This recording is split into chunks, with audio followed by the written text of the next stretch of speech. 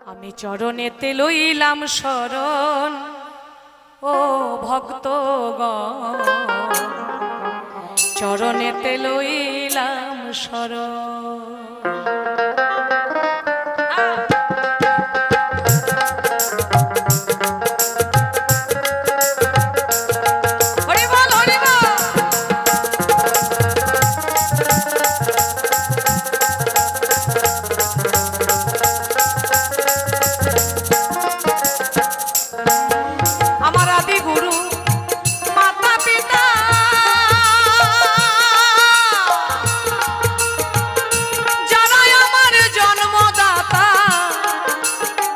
যাদের কৃপায় এইভাবে আগমন,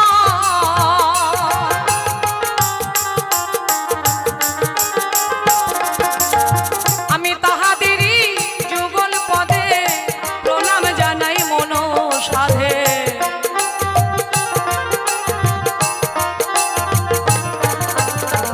আমি তাহাদেরই যুগল পদে প্রণাম জানাই মন সাধে। আমি তাদের অভাগী সন্তান ও ভক্তগণ, চরণেতে লইলাম শরণ, চরণেতে লইলাম শরণ ও ভক্তগণ, চরণেতে লইলাম শরণ।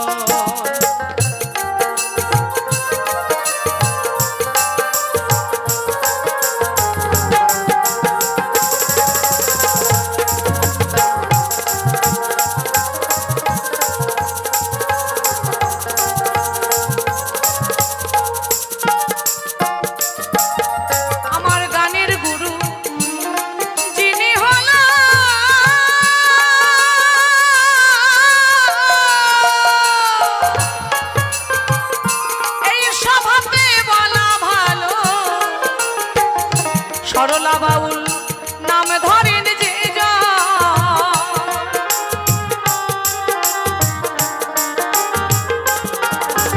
আমার বিপক্ষেরও ভাবুক যিনি, তিনি অতি জ্ঞানী গুণী।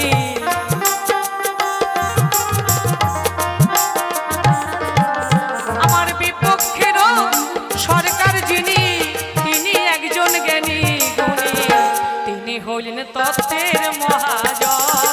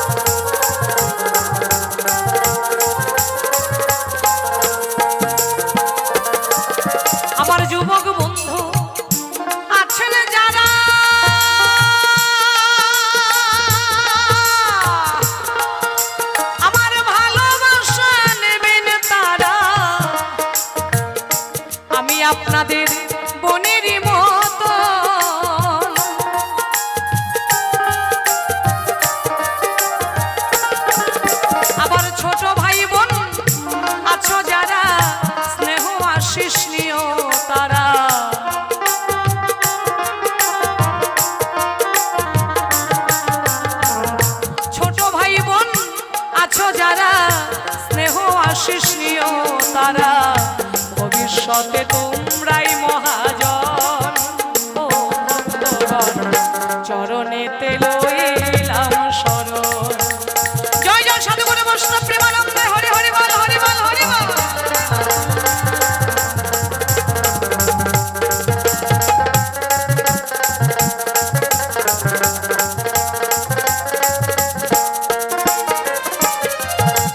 এখানকার কমিটির সদস্য পদে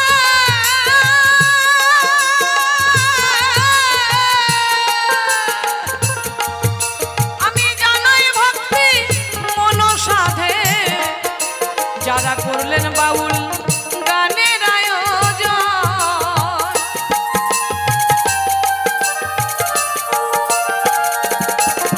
আমার সহশিল্পী আছে যত শ্রদ্ধা ভালোবাসা জানাই শ্রেণী মতো।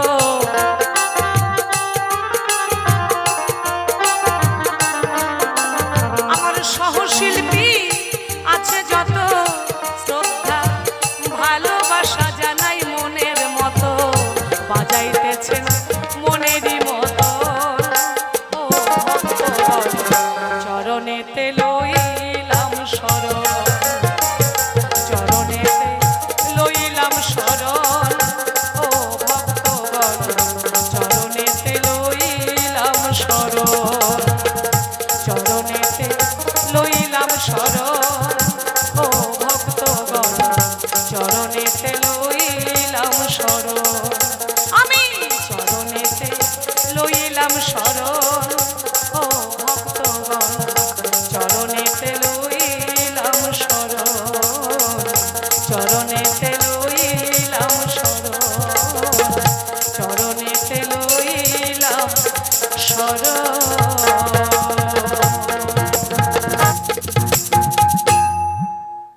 জয় গুরু জয়। যেখানে হয় সাধুগুরু বৈষ্ণবের আগমন সেটাই হয় নববৃন্দাবন ধাম। আজকে বিষয়বস্তু যেটা আমরা আলোচনা করতে চাই তো সেইটা হচ্ছে একদিকে গুরু আরেকদিকে কৃষ্ণ। আচ্ছা, গুরু আর কৃষ্ণ, একজন গুরুর পক্ষের উকিল আরেকজন হচ্ছেন কৃষ্ণ পক্ষের উকিল। এই দুই উকিলে হবে আমাদের আজকে লড়াই। আমরা দুই উকিল স্বরূপ আসরে তুলে ধরব। মানে উকিলরা কি করেন, মক্কেলের দোষটাকে মানে ঢাকা দিয়ে তার গুণটাকেই তুলে ধরেন, তাই না? তার দোষ দেখতে পান না।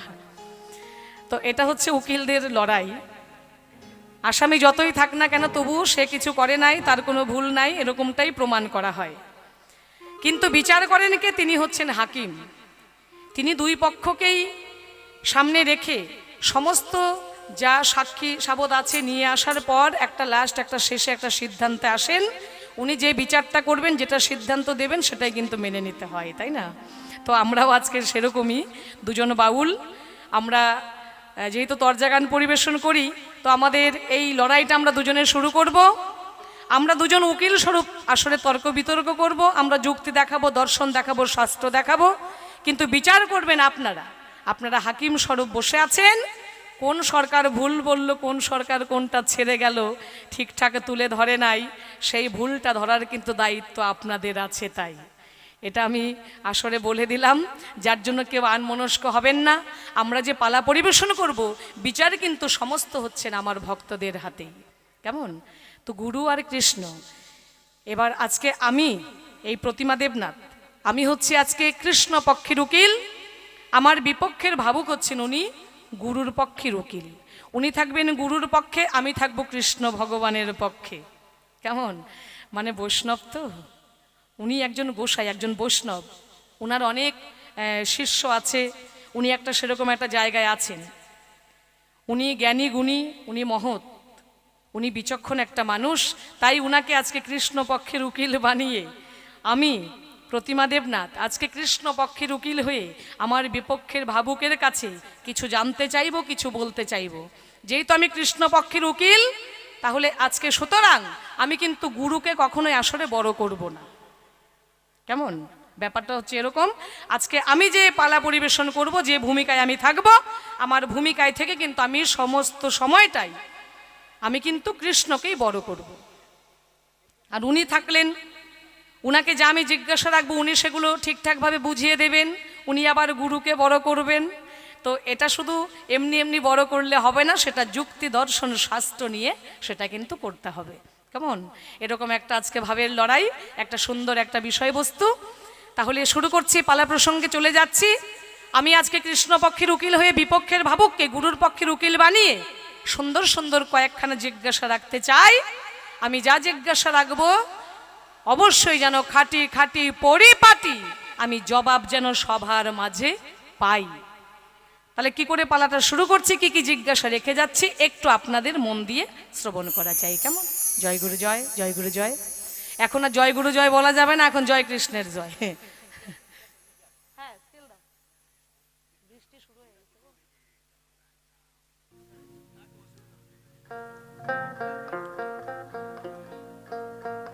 ওগো কৃষ্ণ পক্ষের উকিল আমি গো, ওগো সভাতে জানাই,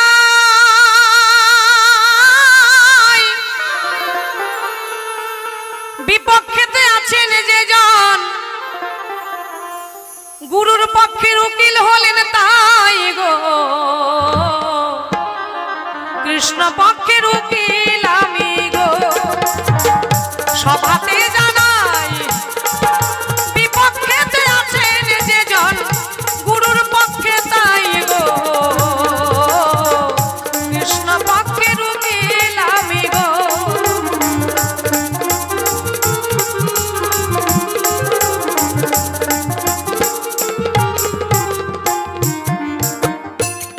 কৃষ্ণ পক্ষের উকিল আমি গো, সভাতে জানাই, বিপক্ষেতে যিনি রয়েছেন তাকে আমি গুরুর পক্ষে রেখে দিলাম। তাই আমি কৃষ্ণ পক্ষের উকিল, উনি হচ্ছেন গুরুর পক্ষের উকিল। শাস্ত্রে যাহা বলে গেছে আমি সভায় বলতে চাই, সেইখানেতে দুই একটি কথা আলোচনা করতে চাই।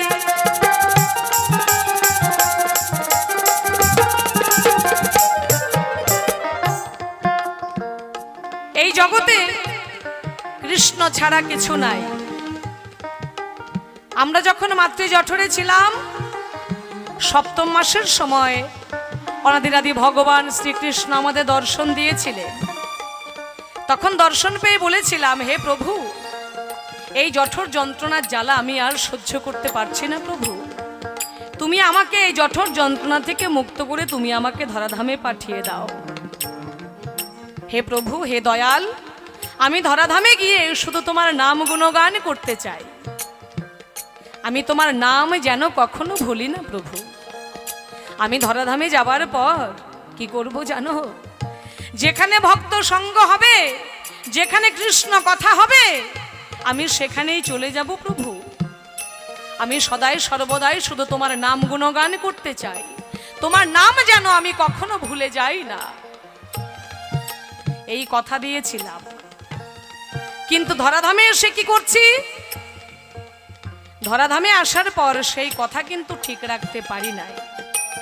ধরাধামে আসার পর মায়ায় মোহিত হয়ে স্ত্রী, পুত্র, কন্যা, বন্ধু বান্ধব, টাকা পয়সা, বাড়ি গাড়ি নিয়ে বিষয় বাসনা নিয়ে আমরা মজে রয়েছি। তাই প্রভুকে দেওয়া কথা রাখতে পারি নাই, এই মুখের কথা ঠিক রাখতে পারি নাই বলেই তো যেদিন আমার এই প্রাণ পাখি উড়ে চলে যাবে, সেদিন আমার সন্তানকে নিয়ে গিয়ে আমাকে শ্মশান ঘাটে নিয়ে গিয়ে এই মুখটা আগুন দিয়ে পুড়িয়ে ছাই করে দেবে। কেন? আমার গোবিন্দকে দেওয়া কথা আমি রাখতে পারি নাই, তাই তো মুখটা পুড়িয়ে ছাই করে দেওয়া হয়। তাই কৃষ্ণ আমার, কৃষ্ণ ভক্ত যারা যারা সদাই সর্বদাই কৃষ্ণ গুণগান করেন, তাদের মুখে কিন্তু আগুন দিয়ে মুখ পুড়িয়ে দেওয়া হয় না। তাদের কি হয়? তাদের হয় সমাধি, তাদের হয় সমাধি। তাই শাস্ত্রে বলেছেন, আমি কৃষ্ণ ভজিবার তরে সংসারে আইনু, আর মিছে মায়ায় মত্ত হয়ে বৃক্ষ সম হনু। আমরা এসেছিলাম কৃষ্ণ ভজন করব বলে, পদকর্তা তাই লিখে গেছে, কৃষ্ণ ভজিবার তরে সংসারে আইনু, কিন্তু মিছে মায়ায় মত্ত হয়ে বৃক্ষ সমহনু। এখানে গাছ তরু বৃক্ষ, এখানে গাছের কথা বলে নাই, তরুর কথাও বলে নাই, বলেছে কিসের কথা? বৃক্ষের কথা। কেন কেন বৃক্ষের কথা বললেন? গাছ, গাছে ফুল হয়, ফল হয়, সেই ফল দিয়ে আমরা কি করি? আমরা শ্রী গোবিন্দের পুজো দেই, সেবায় দেই, সাধুগুরু বৈষ্ণবের সেবায় লাগে সেই ফল, আমার গোবিন্দের সেবায় লাগে। তাই গাছের জন্ম ধন্য। গাছের একটা কাজ আছে, সে ফল দেয়, সেই ফল আমরা আহার করে থাকি, গোবিন্দের সেবায় দিয়ে থাকি। তাই গাছের কথা বলেন নাই, তরুর কথা বলেন নাই। তরুতে ফুল ফোটে, সেই ফুল আমরা গোবিন্দের পুজোয় দেই, গোবিন্দের পুজোয় দেই, গোবিন্দের আসন সুন্দর করে সাজিয়ে দেই, সেই ফুল দিয়ে আমরা কি করি? গোবিন্দের পুজো করে থাকি। তাই তরুর কথাও বলে নাই, তরুর জনমটাও ধন্য। বলেছে কিসের কথা? বৃক্ষের কথা।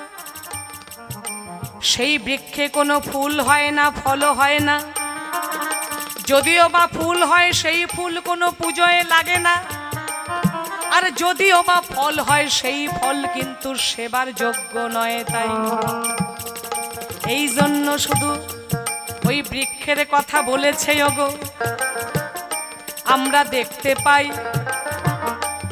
তাহলে কৃষ্ণ ভজিবার তরে সংসারে এসে কোনো কাজ যে হয় নাই। তাহলে কৃষ্ণ ভজন করতে এসে আমরা ঠিকঠাক ভাবে কৃষ্ণ ভজন করতে পারছি না। কেন পারছি না? তার কারণ আছে। কেন পারছি না? কৃষ্ণ ভজন করবেন কি করে? কৃষ্ণ ভজন করতে গেলেই মাঝে গিয়ে আমাদের একটা ভেজালের মধ্যে পড়তে হচ্ছে। কোন ভেজাল? এই মাঝে চলে এসেছে গুরু। কি করতে হয়? কৃষ্ণ ভজন করলে গুরুর আশ্রয় নিতে হয়। কি তাই না বাবা? তাই তো নাকি? ওমা ঠিক কথা তো। তাহলে কৃষ্ণ ভজন করতে গেলে কি করতে হয়? গুরুর আশ্রয় নিতে হয়। তাহলে আমি ধরে নেব গুরু আমাদের জীবনে ঘটকের মতো। যদি আমার একটা ভগবানের সঙ্গে যদি ভক্তের সম্পর্ক হয়, আমি গোবিন্দের পুজো করব, গোবিন্দের ভজনা করব, সেটা গুরুর কাছে শিখতে হবে। তাহলে গুরু কি করবে? আমাদের সেই গোবিন্দের কাছে নিয়ে যেতে পারে। তাহলে গুরু হচ্ছে কি? গুরু আমাদের জীবনে ঘটকের মতো। একটু কথাটা মন দিয়ে শোনা চাই। গুরু আমাদের জীবনে ঘটকের মতো। ভগবানের সঙ্গে ভক্তের মিলন ঘটিয়ে দেওয়া হচ্ছে গুরুর কাজ। কি তাই তো বাবা? একটু লক্ষ্য করবেন, মানে পয়েন্ট নোট করা চাই। গুরু হচ্ছে আমাদের জীবনে ঘটকের মতো, কিন্তু তাই কি থাকে না। যদি ঘটকই হয় তাহলে আমরা দেখতে পাই বাস্তব জগতে যে বিয়েতে ঘটক দ্বারা বিয়ের কার্য সুসম্পন্ন হয়, ঘটকের দ্বারা বিয়েটা সম্পর্কটা তৈরি হলো, তাহলে সেখানে কি হলো? ঘটকের কাজটা কি? ছেলের বাড়িতে মেয়ের বাড়িতে দুই পক্ষের বাড়িতে গিয়ে একটু খবর আদান প্রদান করা এবং সম্পর্কটা সুন্দর করে স্থাপিত করে দেওয়া, তাই না? এবার ছেলে মেয়ের বিয়ে হয়ে গেল, ঘটকের কিন্তু ভূমিকা শেষ হয়ে গেল। কি শেষ না? যাদের যাদের বিয়ে হয়েছে ঘটক দিয়ে তারা নিশ্চয়ই জানেন। তাহলে ঘটক কি করছে? ওই ছেলে মেয়েটাকে দুই পক্ষকে একসঙ্গে করে ছেলে মেয়েটাকে দুই হাত একসাথে করে দিল, চার হাত একসাথে বেঁধে দিয়ে দিল, নাও তোমরা এবার সুখে শান্তিতে সংসার করো। তাহলে ঘটকের ভূমিকা কিন্তু শেষ। বিয়ে যখন হয়ে গেল, আত্মীয় স্বজন মিল হয়ে গেল দুই পক্ষ থেকেই, ঘটকের কিন্তু সেখানে আর কোনো কাজ নাই। ঘটকের কাজ কি?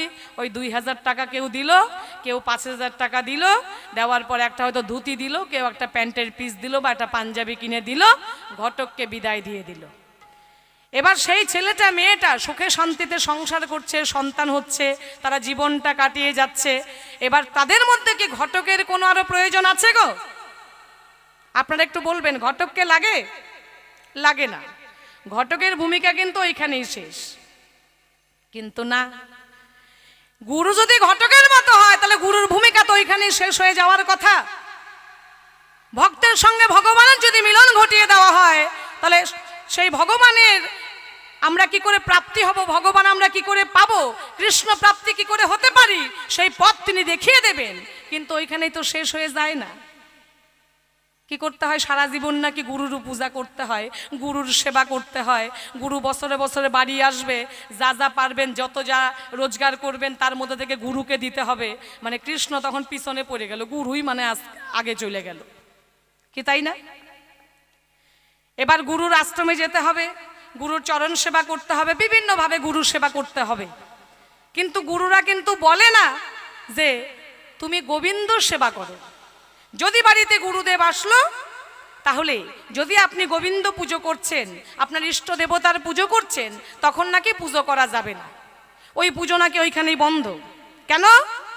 গুরুদেব সাক্ষাৎ পরম ব্রহ্ম তস্মৈ শ্রী গুরবে নমঃ। তাহলে গুরুদেব যদি সাক্ষাৎ পরম ব্রহ্ম হয়, তাহলে গুরু বাড়িতে থাকতে স্বয়ং সন্ধ্যা সকল কিছু নিষিদ্ধ, কোনো গোবিন্দ সেবা টেবা চলবে না। আগে গিয়ে কি করতে হবে? পুজো বন্ধ করে আগে নাকি গুরুর পূজা করতে হবে। এবার গুরুকে নিয়ে আপনাদের পড়ে থাকতে হবে। যতটুকু সময় গুরুদেব বাড়িতে থাকবে, গোবিন্দের কোনো কাজই করা যাবে না, গুরুরই সব করতে হবে। তাহলে ছেলে মেয়েকে যখন বিয়েটা দিয়ে দিল ঘটক মশাই, এবার যদি 2-4 বছর পরে মনে পড়ে ঘটক মশাই রাস্তা দিয়ে যাচ্ছে, ও মনে পড়ে গেছে এই বাড়িতে তো মেয়েটাকে বিয়ে দিয়েছিলাম, ঘটক করেছিলাম, দেখি একটু কেমন আছে, যাই একটু দেখে আসি। তখন হয়তো ওই বাড়িতে গিয়ে দেখতে পেল স্বামী স্ত্রী দুজন তখন শয্যায় ছিল, তারা হয়তো গল্প টল্প করছে, সময় কাটাচ্ছে। এমন সময় ঘটক মশাই বাড়িতে আসলো। আসার পরে কি করবেন? ওমা, স্বামীকে সরিয়ে দিয়ে কি ঘটককে বসাবেন ওই বিছানায়, বা ঘটককে শুইয়ে দেবেন স্বামীর জায়গায়? করবেন না, তাই না? এটা করবেন না। তাহলে আমরা কি করব? ঘটককে বড় জোর একটু বসার আসন দেব, 1 কাপ চা দিব, 2টো মিষ্টি দিব, একটু জল দিব। ঘটক বাবু খেয়ে দিয়ে চলে গেল, যাক আসি মা, ভালো থেকো, এই তো ঘটকের কাজ শেষ। কিন্তু না, গুরু গোসাইরা তো এখানেই শেষ করে দিল না। কি? গুরুদেব বাড়িতে এলো মানে গোবিন্দ পুজো শেষ, আর করতে হবে না, এবার গুরুকে নিয়ে মাতামাতি করো। তাহলে এটাই যদি হয়, তাহলে শাস্ত্রে কেন এইভাবে বলে গেল যে আমি কৃষ্ণ ভজন করতে সংসারে এসেছি?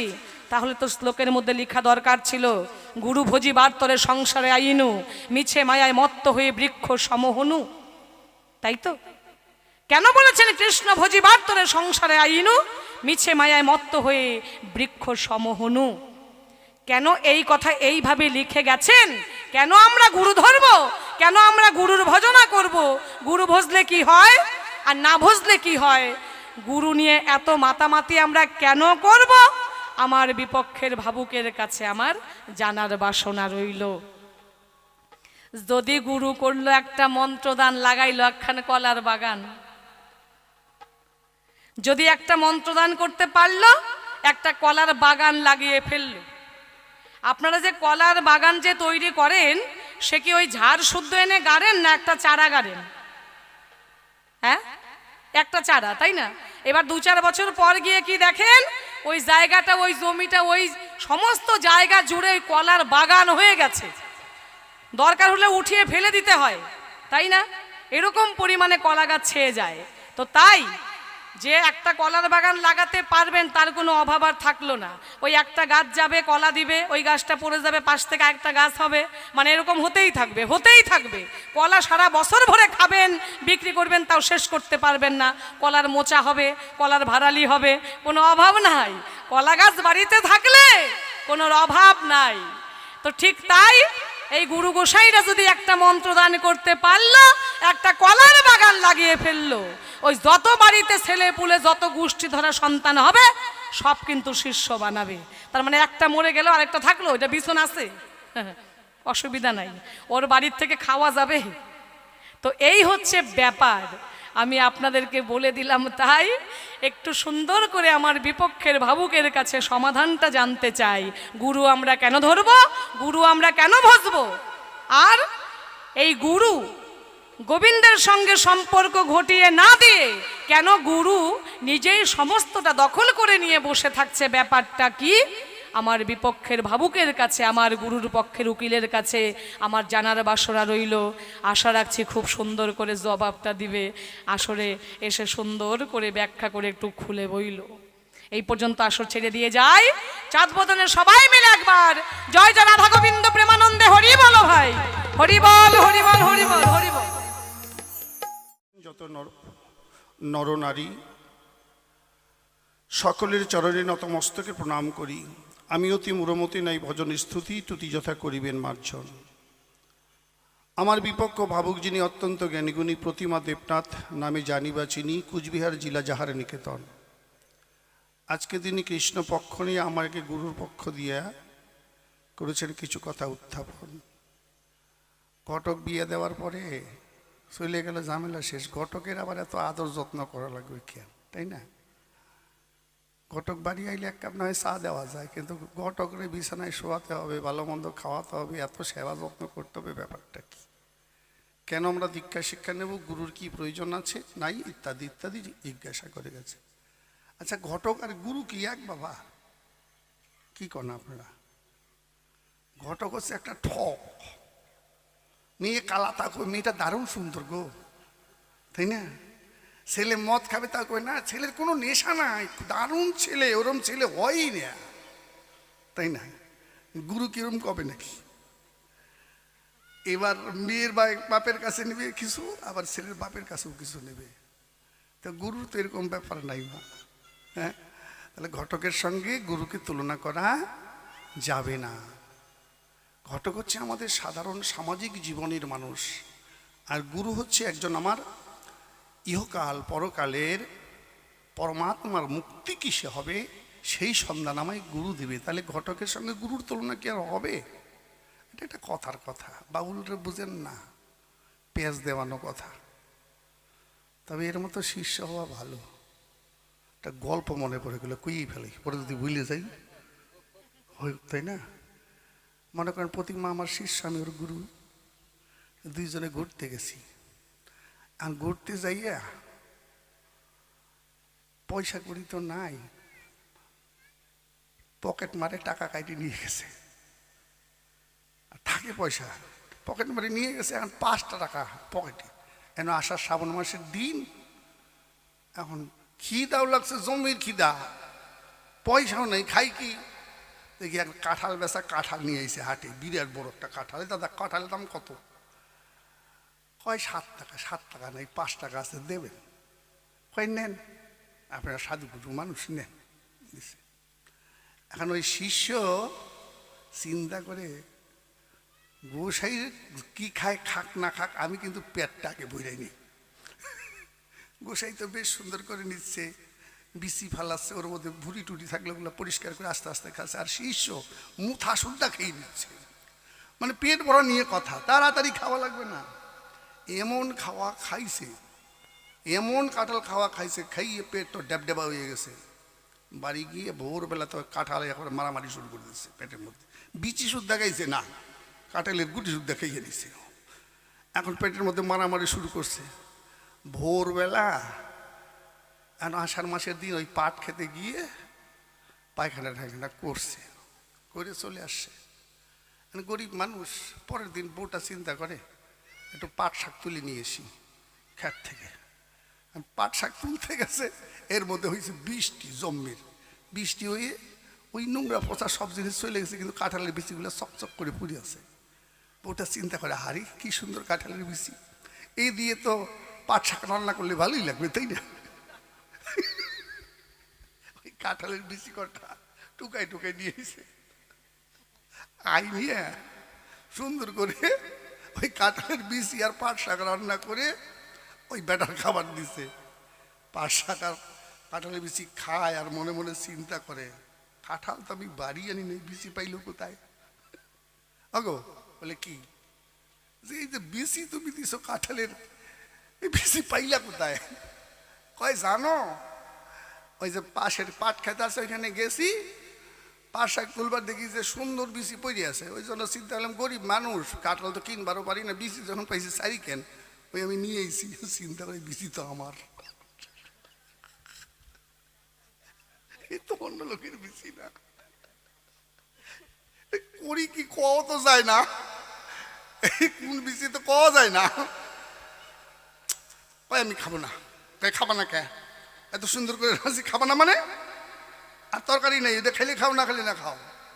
এরকম আজকে তোমার কাঁঠালের বেশি খাওয়াইয়ে সারবো আমি। তুমি কি কও? গুরু আর ঘটক এক? এক নামা। গুরু হচ্ছে আমার পরমার্থিক জগতের ইহকাল পরকাল, তিনি আমার ইহকাল পরকালের মানুষ। পূর্ব জন্মে যদি থাকে জানাজানি, তবে এই জন্মে হয় চেনাচিনি। কি বাবা, আপনি যদি মনে করেন যে আমি দয়াল অধিকারীকে গুরু করব, হবে না। দয়াল অধিকারী যদি মনে করে আপনাকে আমি শিষ্য করব, হবে না, হতে পারে না। পূর্ব জন্মে যদি থাকে জানাজানি, তবে এই জন্মে হবে চেনাচেনি। যদি পূর্ব জন্মে আপনার গুরু যে ছিল, সে যতক্ষণ আপনার কাছে না আসবে, আপনাকে কেউই মন্ত্র দিতে পারবে না। হয়তো আয়োজন হবে, সময় হবে না, বা কি না কি কোনো এক না একভাবে কাটে যাবে। আবার দেখেন হঠাৎ একজন আসলো, কথা নাই বার্তা নাই, হট করে যায় তার কাছে, আবার মন্ত্র নিয়ে নিলাম। এটা হয় না বাবা?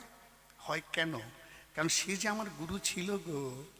গুরু এক জন্মের নয় বাবা, জন্ম জন্মান্তরের গুরু, ইহকাল পরকাল 7 জন্মের আমার তিনি মুক্তিদাতা।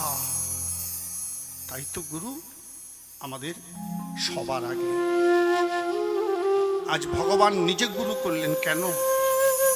তিনি জানেন আমি যদি গুরু না করি, তাহলে জগতে কেউ তো গুরুকে মান্যতা দেবে না। রাম বলেন, কৃষ্ণ বলেন, গৌরহরি বলেন, সকলেই গুরু করেছেন। কেন? কারণ একটাই, নিজে আচরিয়া ধর্ম পরের শিখায়। তিনি যেহেতু আমাদের জগৎ পিতা, তাই তিনি নিজে আচরণ করে দেখিয়ে দিলেন আমাদের জীবনে গুরু সকলের প্রয়োজন। তাহলে কেন করতে হবে? শোনো, অদীক্ষিতের হাতের জল মুক্ত সমান, অন্ন হচ্ছে বিষ্ঠা সমান। মরলে হয় পিচার জনিতে জন্ম, দান ধ্যান যাগযজ্ঞ পূজা পার্বণ যাহা কিছু করো, সবকিছু নিষ্ফল হইয়া থাকে। এবং কি পিতামাতার উদ্দেশ্যে গয়ায় গিয়েও যদি করে কেউ পিণ্ডদান, তাও কিন্তু বিফলে যান। ওই চোঁচো শব্দটা একটু বন্ধ করে দাও, হালকা একটু জ্ঞানটা কমাও, তাহলে মাস্টারটা একটু হালকা কমাই দাও। তাহলে গুরু হচ্ছে আমাদের ইহকাল পরকালে। গুরু না করলে কি হবে? আমার এই আত্মার মুক্তি হবে না। এটা তো একজন মালিক দরকার। গুরু কেমন? একটা গৃহস্থের একটা গাভী ছিল। আগের দিনের ঘটনা, আগে তো এরকম গরু আর বাইন্দে পুষতো না মানুষ, তাই না বাবা? গরুটা দোহন করে, গাভীটা দোহন করে বাছুরটাকে ঘরে রেখে গাইটাকে ছেড়ে দিত। ছোট বাছুর হারিয়ে যাবে, এই জন্য গাইটাকে ছেড়ে দিয়ে বাছুরটাকে ঘরে রাখতো। আর গাভী মনের আনন্দে খেয়ে দিয়ে বাড়ি আসতো। তো একদিন গাভীটা ঘুরতে ঘুরতে এক ফাঁকা জায়গায় চলে গেছে, মাঠের ভিতরে। ওখানে একটা ঝোপ, একটু জঙ্গল মতো আছে, ওখানে একটা বাঘ থাকতো। বাঘটা মনে মনে ভাবছে, গাই আজকে যখন সুযোগ পেয়েছি, তোর তার বাঁচার উপায় নেই, তোরে আমি আজকে ধরবো। তাই কি করেছে? গাভীটাকে তাড়া করেছে বাঘটা ধরার জন্য। আর গাভীটা নিজের জীবন বাঁচানোর জন্য দৌড়াতে দৌড়াতে যখন লাফ দিয়েছে, একটা গর্তের মধ্যে পড়ে গেছে। গর্তে জল নাই, অল্প অল্প একটু জল, কিন্তু কাদায় ভরা। গাই যত ছটফট করছে, পাগুলো নিচের দিকে ডুবে যাচ্ছে। হে প্রভু, তুমি ছাড়া তো আর আমার গতি নেই, তুমি রক্ষা করো দয়া। কারণ মালিকের বাড়িতে আমার বাছুর বাঁধা আছে, আমি যদি মারা যাই অকালে আমার সন্তানটি মা হারা হবে। ঠাকুর তুমি রক্ষা করো। দুনয়ন বন্ধ করে ঈশ্বরকে ডাকছে। বাঘ মনে মনে ভাবছে, গাই এখন তো তুই আর পালাতে পারবি না, এখন গর্তের মধ্যে পড়েছিস, এখন তোর উপায় নাই। বাঘটাও ডাঙ্গা থেকে বুদ্ধি করছে এমন করে লাফ দিব যেন গাইটার ঘাড়ের উপরে গিয়ে পড়ি। আর গাভীটা নয়ন বন্ধ করে ঈশ্বরকে ডাকছে, মারে হরি রাখে কে, রাখে হরি মারে কে। যখন বাঘটা লাফ দিল 3 হাত ফাঁকে পড়ল। যত তর্জন গর্জন করছে তত পাক কাদার মধ্যে ডেবে যাচ্ছে। কাদার মধ্যে তার মস্তানি খাটে না। বাঘটা ক্লান্ত হয়ে গেছে। গাভী চোখ খুলে দেখছে বাঘটা ফাঁকে পড়েছে, আমাকে ধরতে পারবে। দেখবেন গরু যখন একটু বিশ্রামে থাকে, তার মনটা শান্ত হয়, তখন জাবর কাটে, মানে যা খায় গরু তখন শুধু খাইতেই থাকে। আবার পরে যখন বিশ্রাম করে সে মুখ থেকে বের করে আবার সেগুলো ভালো করে চিবিয়ে চিবিয়ে খায়। এটাকে জাবর কাটা বলে। তা গাভীটা ঠিক ওরকম জাবর কাটতেছে। বাঘটা কয়, গাই এখান থেকে তো বাঁচার উপায় নেই, তুইও মরবি আমিও মরবি, একটু তোর মাথাটা আগায় দিয়ে এটা জম্মের মতো কামড় দিয়ে যায়। গাভীটা বলছে, ওরে বাঘ সে আশা তুই করিস না, তোর জন্য আজকে আমার এই দুর্দশা।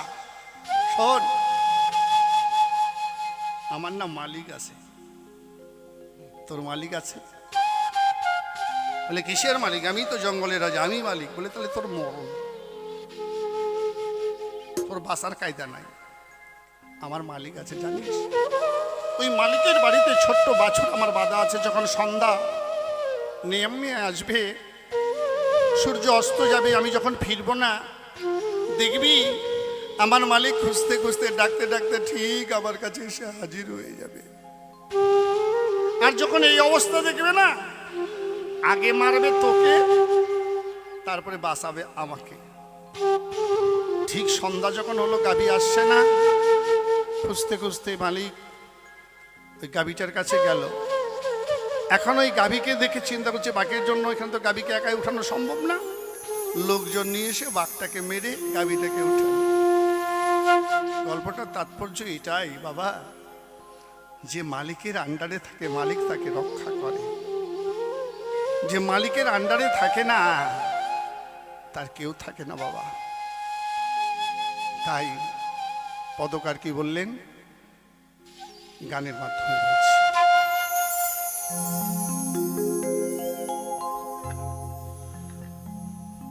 মন তোমার দেহ জমি রইল পতি,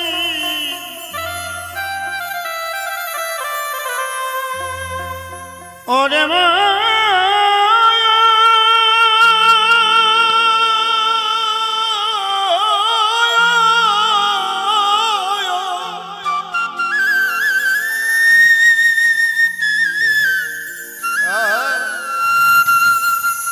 মন তোমার দেহ জমি রইল পতি,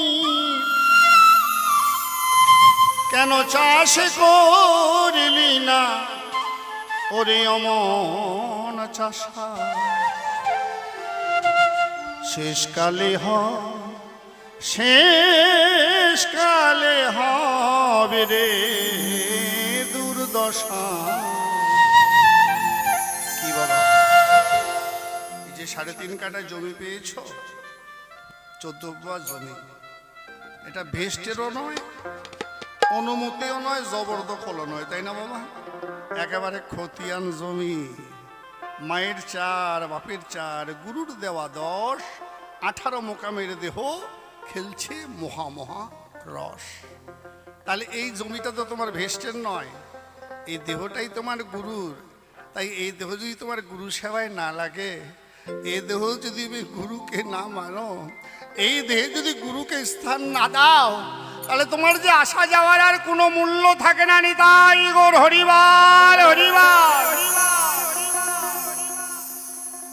দেহ জমি রইল পতি,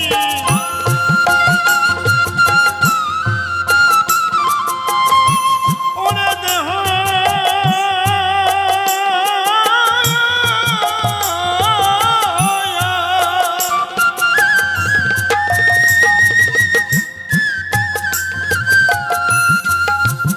মন্তর দেহ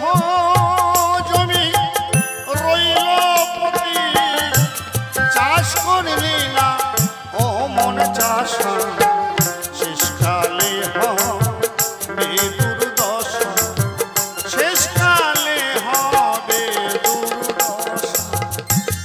জয় জয় শ্রী গুরু ব্রহ্মানন্দে, হরিবল হরিবল হরিবল।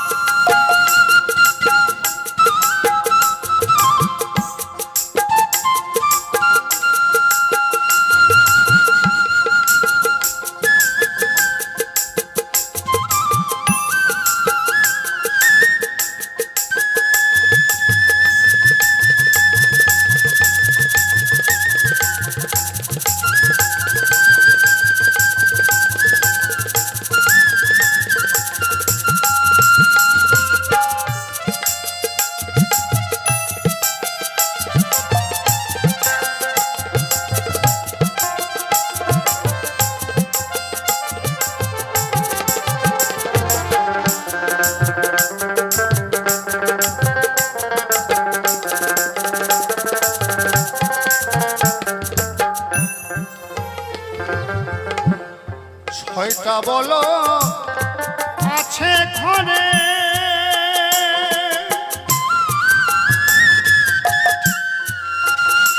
ও তুই শীঘ্র মন নাংলা করে। ছয়টা বলো আছে ঘরে,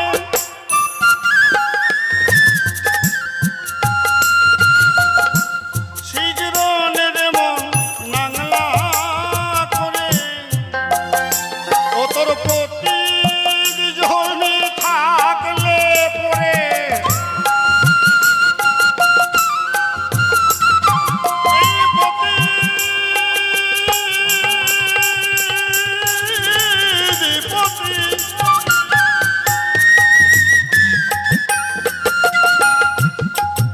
ও তোর প্রতি জমি থাকলে পরে হবে রে কাল কেউ তোর বাসা, শেষকালে হবে দুর্দশা, শেষকালে হবে দুর্দশা।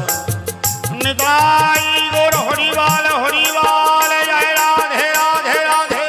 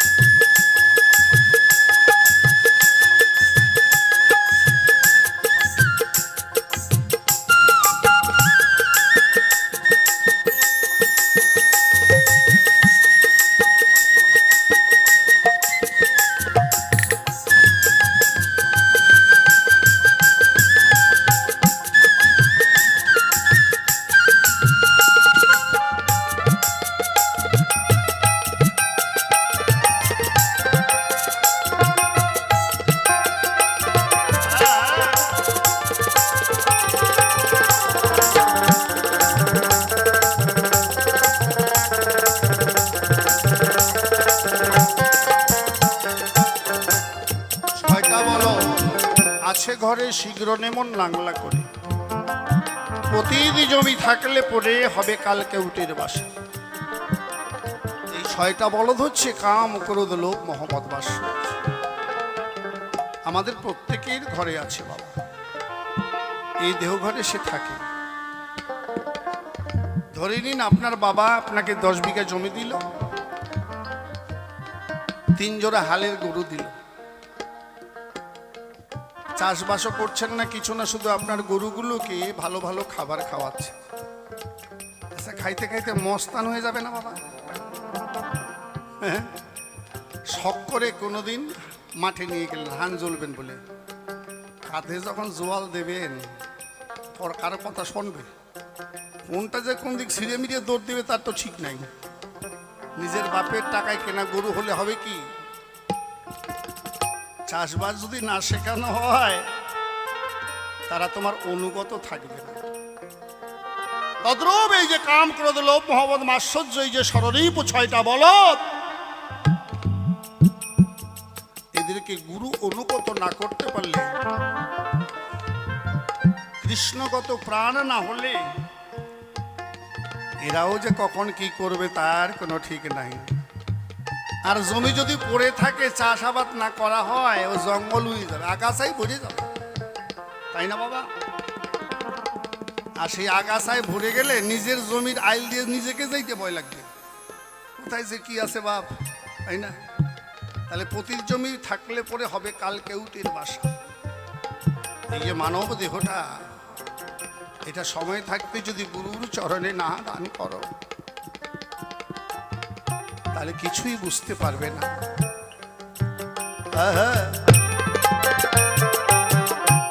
দশ কৃষকে সঙ্গে করে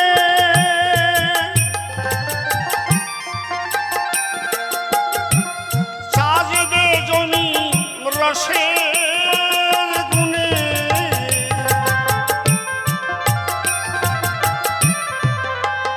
ওরে বাবা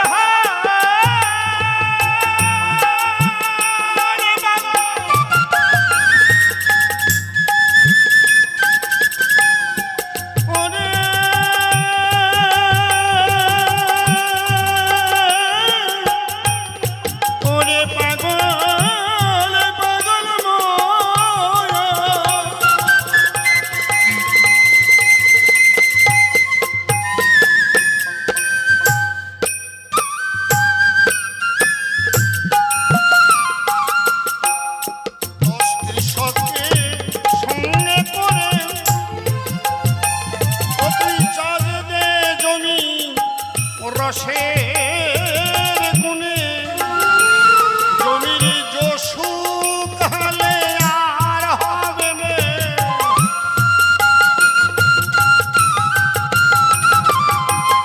এই দেহ জমি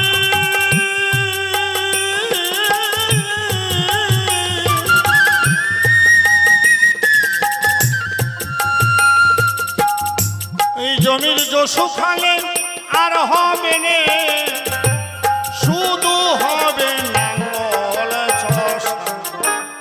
কি বাবা, যারা চাষবাস করেন তারা তো বোঝেন। হ্যাঁ, 10 কৃষককে সঙ্গে করে, 10টা কৃষক মানে এই যে 10 ইন্দ্রিয় ভগবান চোখ দিয়েছে, কান দিয়েছে, মুখ দিয়েছে, নাক দিয়েছে, হাত দিয়েছে, পা দিয়েছে। কানটা কেন দিয়েছে?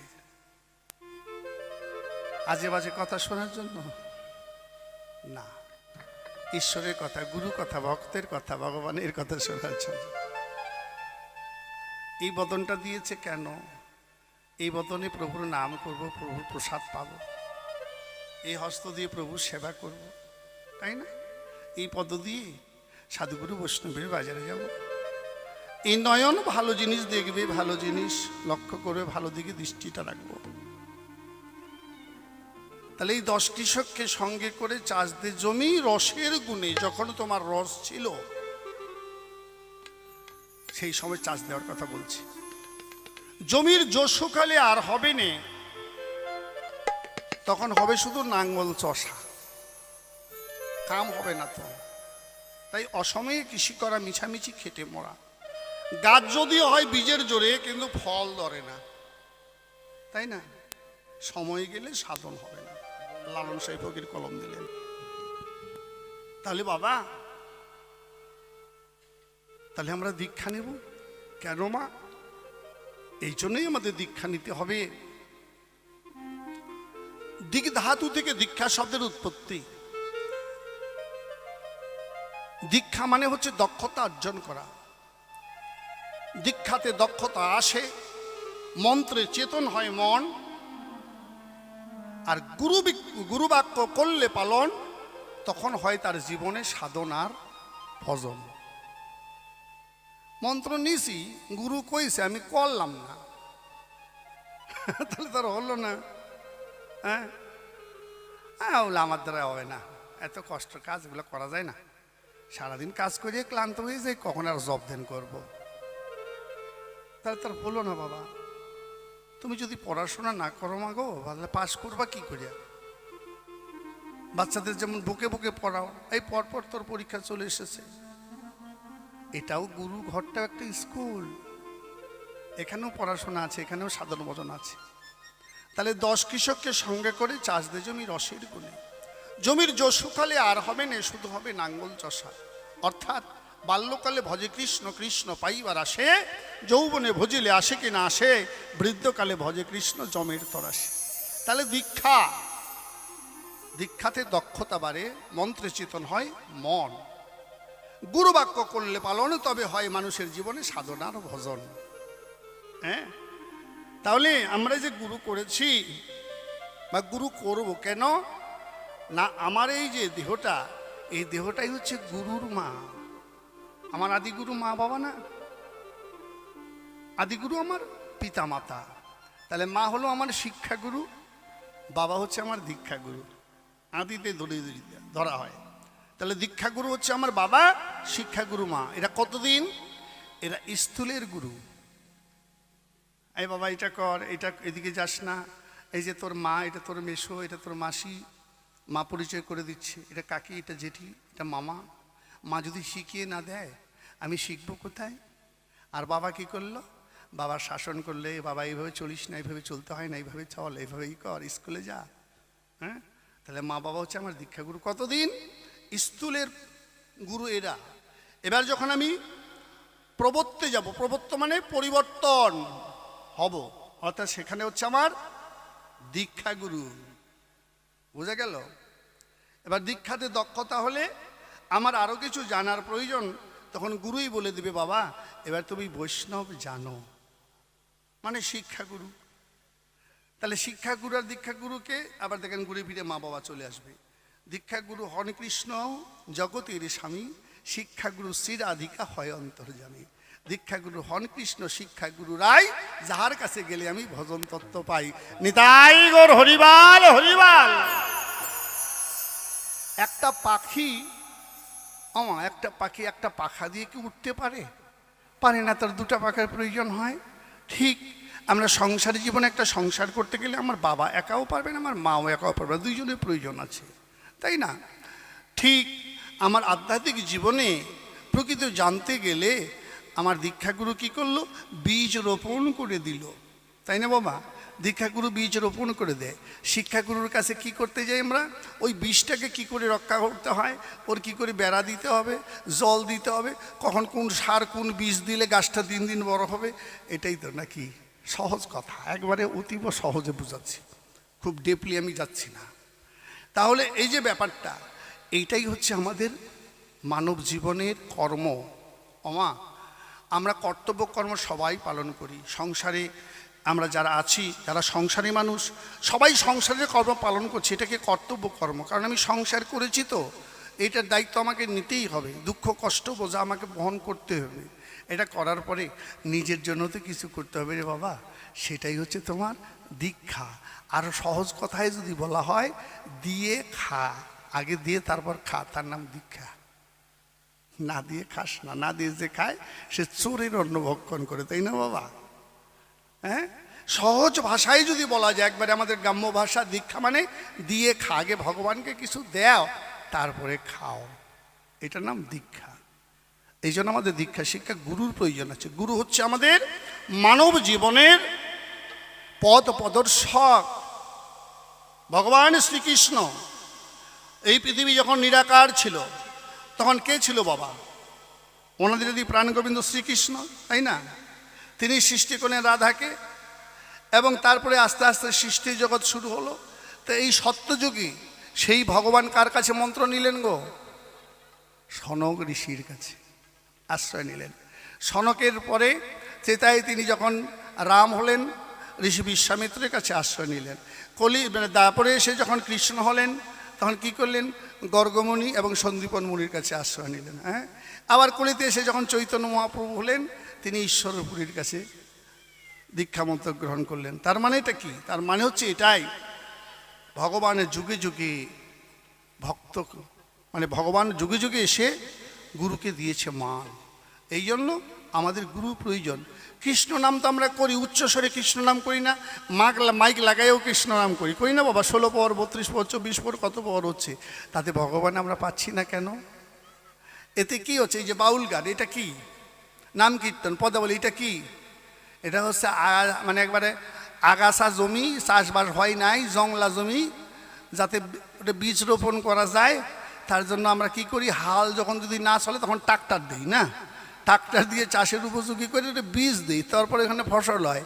এই যে নাম কীর্তন বাউল গান পদাবলী ইত্যাদি হচ্ছে আগাছা জমিটা পরিষ্কার করা, পরিষ্কার করার পরে ওখানে মানে শুদ্ধ বীজ, পরিশুদ্ধ বীজ রোপণ করলে তবে সেখান থেকে গাছ বা বৃক্ষ জন্মাবে। আমরা চাষ করি ঠিক, কিন্তু বীজ তো রোপণ করি না, এই জন্য নামে কাজ হয় না। নামের কোনো দোষ নেই, নাম কমানো হয়, কিন্তু আমি যে বীজ লাগাইলাম না, তাহলে আমার কাম হবে কিসে? তাহলে বীজ রোপণ করতে হবে, কেমন? এই হচ্ছে মূল কথা। ভালো চাষি যারা ভাবে তার কাছে চাষ শিখতে হবে। ভালো চাষি যারা ভাবে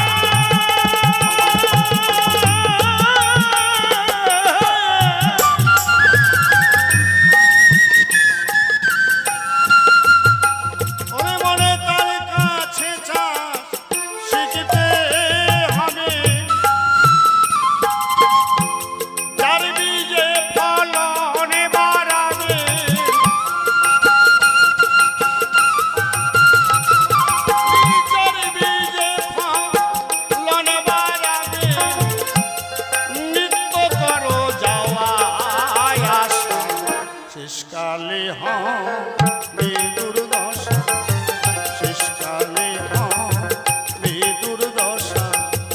সীতাই গোর হরিবল হরিবল হরিবল।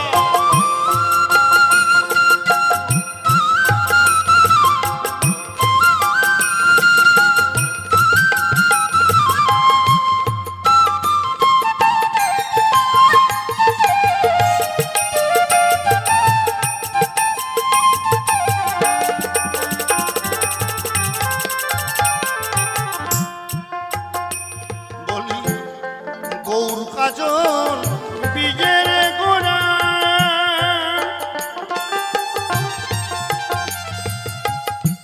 বললেন রে তাই চাষি গোড়া। গৌর কাজল বীজের গোড়া, গৌর এবং কাজল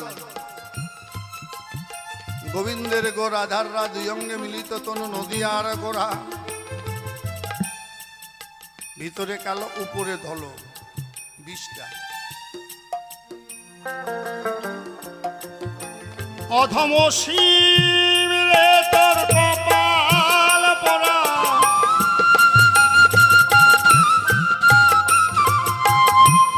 ও শিব রে তোর কপাল পোড়া। গুরু ভবা পাগলা শেষ ভরসা, শেষকালে হবে দুর্দশা, শেষকালে হবে দুর্দশা।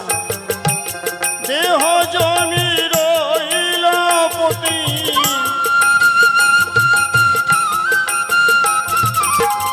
এই দেহ জমি রইল পতি।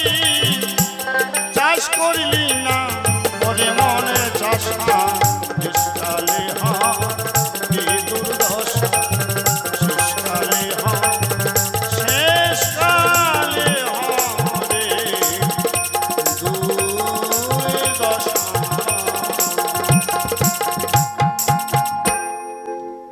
গুরুকে কেউ যদি, কথাই আছে না, গুরুকে মনুষ্য জ্ঞান কবু না করিবে, যথায় হয় গুরু নিন্দা তথা না যাই। গুরু নিন্দকের মুখ করিও না দর্শন, যথা হয় গুরু নিন্দা সেথায় যাইও না কখন। গুরু কৃষ্ণ অভেদাত্মা, জীবেরও নিস্তার লাগি নন্দসুত হরি, ভুবনে প্রকাশ হলেন গুরু রূপ ধরি। তা যদি না হবে,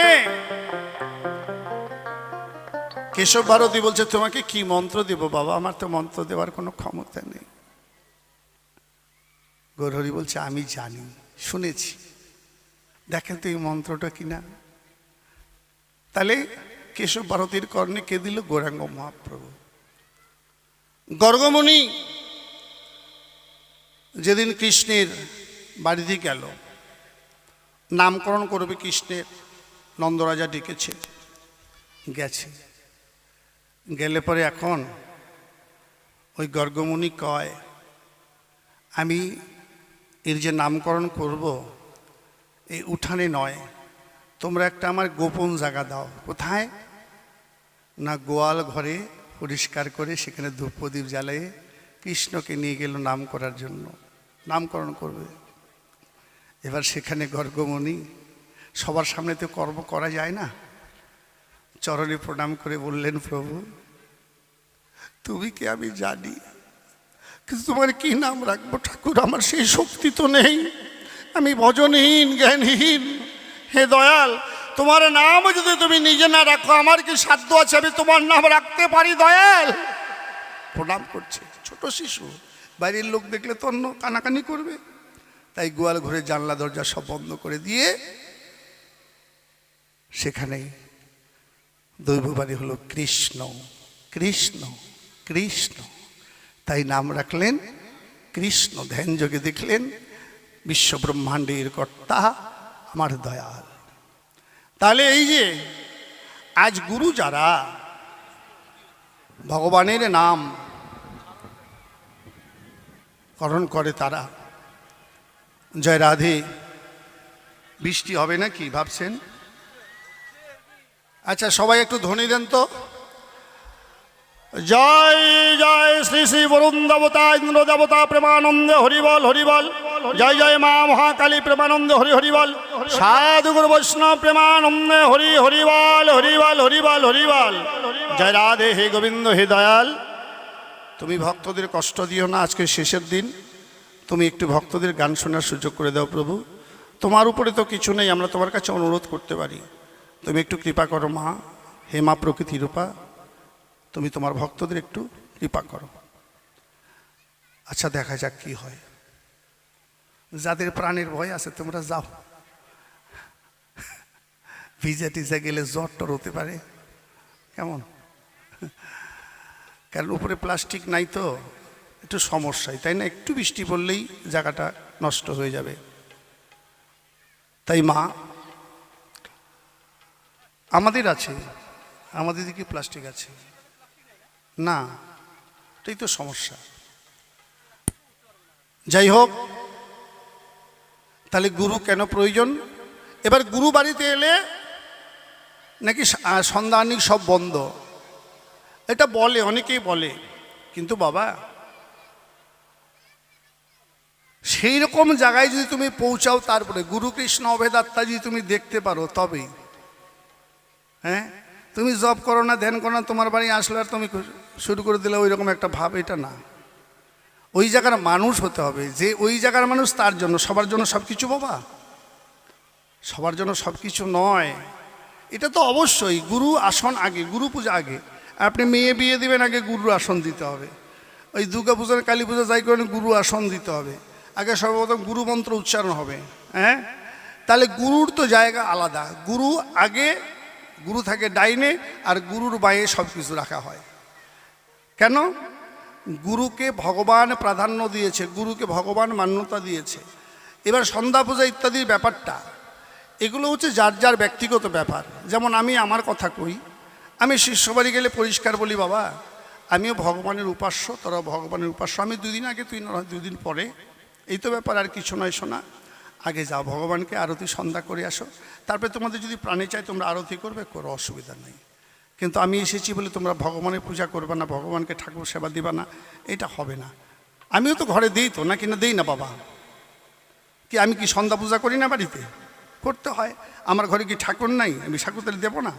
দিতে হয়। তাহলে আমি যদি দিতে পারি, তাহলে তোমরা দিতে পারবে না কেন? এটা আমি মনে করি। এই জন্য আমার শিষ্যদের আজ পর্যন্ত কোনো শিষ্য বলতে পারবে না যে আমাদের গোসাই বাড়ি এলে সব পূজা টুজা বন্ধ হয়ে যায়, কারণ ওইটা আমি করি না বাবা, আমার প্রাণে লাগে। আর আমার ঘরেও তো গোপাল আছে, গোবিন্দ আছে, আমি তো নিত্য তাদের সেবা দেই, তাদেরকে সেবা না দিয়ে কি করে রাখা যাবে? যাই হোক, নিতাই গৌর সীতানাথ প্রমানন্দে হরিবল হরিবল এইখানেই রাখি। এবার কৃষ্ণপক্ষের উকিলকে আবার একটু ডাকে, তাই না? জয় গুরু, জয় গুরু, জয় গুরু।